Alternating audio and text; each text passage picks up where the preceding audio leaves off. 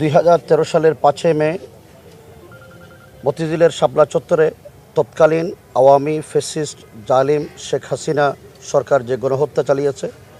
এই গণহত্যার বিরুদ্ধে আন্তর্জাতিক অপরাধ ট্রাইব্যুনালে আমরা আজকে মামলা দায়ের করতে এসেছি। হেফাজতে ইসলাম এদেশের ধর্মীয় তৌহিদি জনতার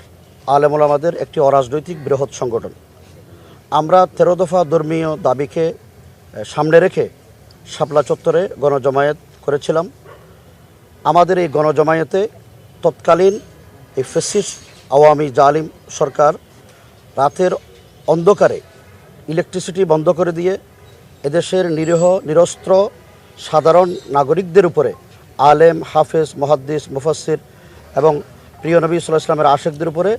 যেভাবে যৌথ বাহিনী মোতায়েন করে গণহত্যা চালিয়েছে, এই গণহত্যা পৃথিবীর ইতিহাসে এক ধরনের নতুন কারবালার সৃষ্টি করেছে। এই গণহত্যার বিরুদ্ধে আমরা তৎকালীন প্রধানমন্ত্রী সহ তৎকালীন প্রধানমন্ত্রী, তৎকালীন স্বরাষ্ট্রমন্ত্রী মহিউদ্দিন খান আলমগীর, তৎকালীন স্বরাষ্ট্র প্রতিমন্ত্রী শামসুল হক টুকু, আইন প্রতিমন্ত্রী অ্যাডভোকেট কামরুল ইসলাম, কৃষিমন্ত্রী ডক্টর আব্দুর রাজ্জাক এবং শাহরিয়ার কবির সহ সকল গণহত্যাকারী, গণহত্যার নির্দেশদাতা, তাদের দোসর, তাদের কুশীলব যারা, সবাইকে আমরা এই মামলার আওতায় এনে দৃষ্টান্তমূলক শাস্তির জন্য আমরা আদালতের কাছে আমাদের আবেদন পেশ করেছি। যা আমাদের এই মামলায় তৎকালীন যৌথ বাহিনীর বিশেষ করে বিজিবির প্রধান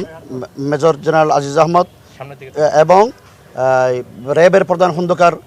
হাসান মাহমুদ, র্যাবের প্রধান ছিল তখন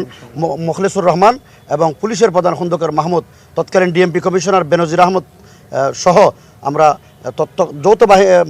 বাহিনীর যারা দায়িত্বশীল তাদের সবাইকে আসামি করা হয়েছে।